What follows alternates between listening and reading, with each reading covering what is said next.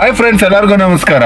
ಸ್ನೇಹಿತರೆ, ದಯವಿಟ್ಟು ಗಂಭೀರವಾಗಿ ನೀವು ಕೇಳಬೇಕಾಗಿರುವಂತಹ ವಿಡಿಯೋ ಮತ್ತೆ ಶೇರ್ ಮಾಡಿ ಎಲ್ಲರಿಗೂ. ನೋಡಿ, ಪೆಟ್ರೋಲ್ ಬಂಕ್ಗಳಲ್ಲಿ ಹಾಹಾಕಾರ ಶುರುವಾಗಿದೆ. ತುಂಬಾ ಜನ ಕ್ಯೂ ಆಗಿ ನಿಂತ್ಕೋತಾ ಇದ್ದಾರೆ ಪೆಟ್ರೋಲ್ ಬಂಕ್ಗಳಲ್ಲಿ. ಏನಕ್ಕೆ ಅಂತ ನನಗೆ ಅರ್ಥ ಆಗ್ತಾ ಇಲ್ಲ. ನೋಡಿ, ಒಂದು ನನ್ನ ಕಡೆಯಿಂದ ಒಂದು ಹೇಳ್ತೀನಿ, ಸಜೆಷನ್ ಹೇಳ್ತೀನಿ. ನೀವು ಪೆಟ್ರೋಲ್ ಬಂಕ್ ಅಲ್ಲಿ ಹೋಗಿ ರೇಟ್ ಜಾಸ್ತಿ ಆಗುತ್ತೆ ಅಂತ ಹೇಳಿ ನೀವು ಡ್ರಮ್ ಗಟ್ಲೆ ಅಥವಾ ಕ್ಯಾನ್ ಗಟ್ಲೆ ನೀವು ತುಂಬಿಕೊಂಡು ಬಂದು, ಅಥವಾ ನೀವು ಕಂಪ್ನಿ ಕೆಲಸ ಮಾಡೋ ಕಂಪ್ನಿಲಿ ಇಟ್ಕೊಳ್ಳೋದಾಗಿರ್ಬೋದು, ಅಥವಾ ನೀವು ಮನೇಲಿ ಇಟ್ಕೊಳ್ಳೋದಾಗಿರ್ಬೋದು, ನೀವೇನಾದ್ರೂ ಮಾಡಿದ್ರೆ ಬೇಸಿಗೆ ಕಾಲ ಇದೆ ಸ್ನೇಹಿತರೆ, ಪೆಟ್ರೋಲು ಬಹಳ ಡೇಂಜರ್ ಇದೆ.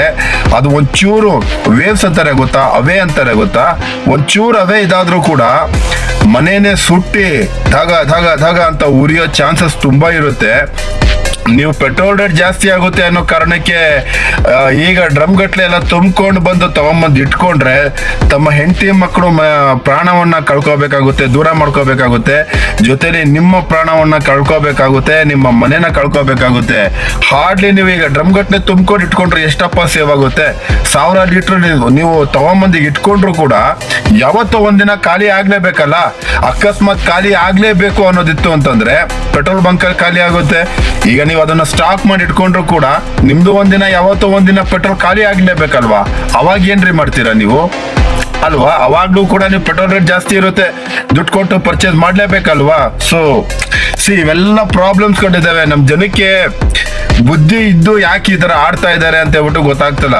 ಯಾವನೋ ಒಬ್ಬ ಹೇಳ್ದ ಪೆಟ್ರೋಲು ಡೀಸೆಲ್ ಗ್ಯಾಸಿಗೆ ಹಾಹಾಕಾರ ಎದ್ದಿದೆ ಅಂತ ಹೇಳ್ಬಿಟ್ಟು ಜನ ಅದನ್ನೇ ಇಟ್ಕೊಂಡ್ರು.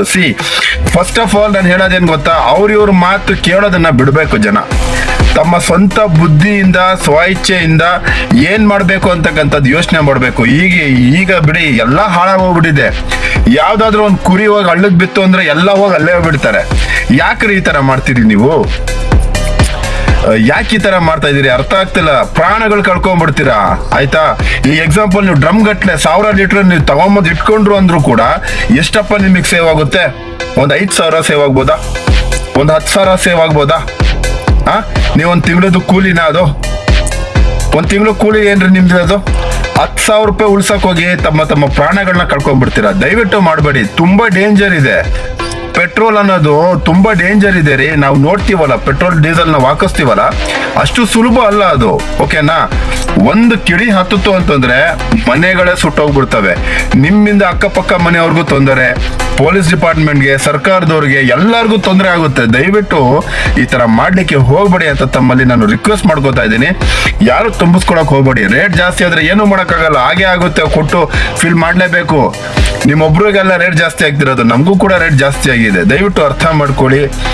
ಯಾರು ನಿಂತ್ಕೊಳಕ್ ಹೋಗ್ಬೇಡಿ, ಡ್ರಮ್ ಗಟ್ಲೆ ತುಂಬ್ಕೊಳಕ್ ಹೋಗ್ಬೇಡಿ ಅಂತ ನನ್ನದೊಂದು ಚಿಕ್ಕದಾಗಿ ಒಂದು ಮನವಿ ಮಾಡ್ಕೋತಾ ಇದ್ದೀನಿ. ಆದಷ್ಟು ಈ ವಿಡಿಯೋ ಶೇರ್ ಮಾಡಿ ಸ್ನೇಹಿತರೆ, ಎಲ್ಲರಿಗೂ ತಲುಪಲಿ. ಓಕೆನಾ? ಲವ್ ಯು, ಬಾಯ್. ಮುಂದಿನ ವಿಡಿಯೋದಲ್ಲಿ ಸಿಗ್ತೀನಿ. ಬಾಯ್.